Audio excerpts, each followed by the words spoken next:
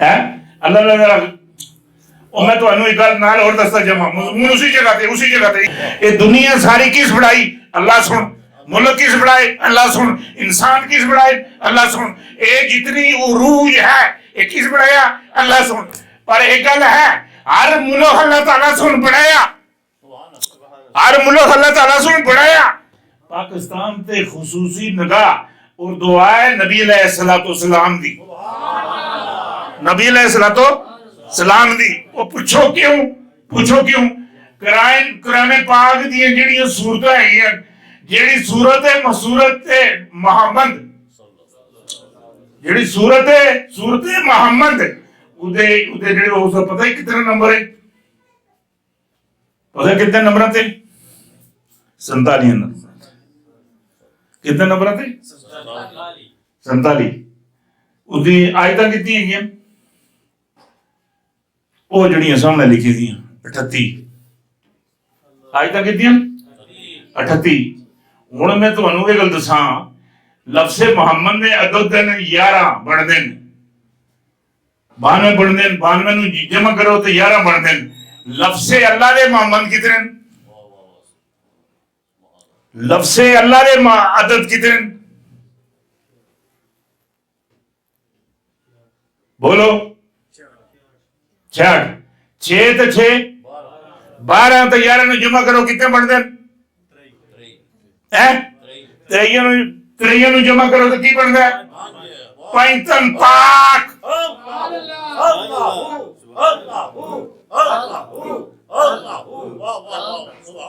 کیا بن گیا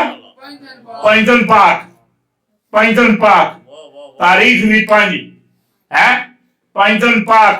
اللہ وچ بھی 55 پاک نبی وچ بھی 55 پاک اللہ 55 پاک نہ راضی نبی علیہ السلام بھی 55 پاک نہ راضی ہوں میں نے دسو یہ 11ویں بھی ثابت ہو گئی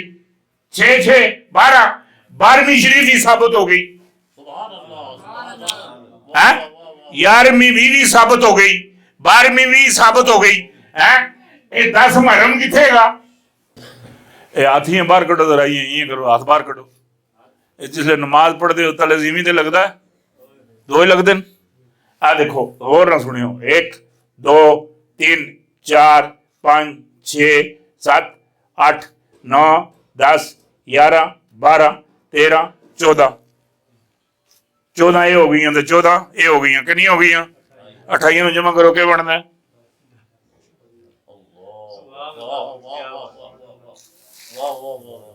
اے زمین نال پہل اے 10 مرم نال لگتا ہے نال اور تو نہیں دسیا نا تو سنے پہلے سنے نہیں ہوں رول چی نہیں پائی نواں اور آ رہا ہے کٹ دے کوئی اچھا میں تو ایک گل دساں مجھے دی گل ہے تساں چوہا تکیا چوہا تکیا ہی ہے چوہا پاواں ہوئے مٹی دا کیا ہوئے مٹی دا اسے کھڑ کے تسی اینج کھڑ کے موری چ رکھ چھوڑو اینج اندر کر کے بلی نو آہو مٹی دے بلی نو آہو اے چوہا ہی بلی اس پیچھے جاسی نہیں جاندی کیوں اس نو پتہ ہے کہ اصل نہیں وہ میں پلاسٹر دا بڑا کے لو تسی چوہا وہ میں لوہے دا بڑا لو کیا خیال ہے